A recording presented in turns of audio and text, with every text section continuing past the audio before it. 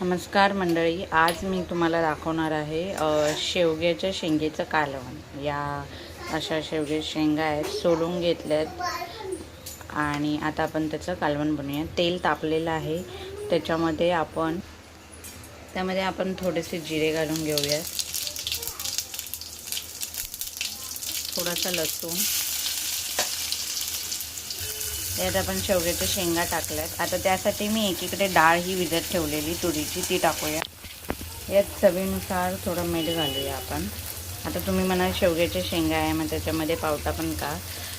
असंच कधी कधी टाकते मी, पण कधी कधी नाही टाकत। आता आहे थोडासा पावटा म्हणून मी टाकला। आता आपण हे वाफलून घेऊया। हे आता वाफललं आहे, आता आपण ह्याच्यामध्ये चटणी टाकून घेऊ। चटणी अंदाजाने टाका तुमच्या। आता याच्यात अंदाजाने आपण पाणी घालून घेऊया। हे बघा, आता आपण ह्याच्यामध्ये शेंगदाण्याचं कूट आणि कारळ्याचं कूट उकळी आल्यानंतर टाकणार आहे। हे बघा, बघू शकता, अशा प्रकारे आपलं शेवग्याच्या शेंगेचं कालवण तयार आहे।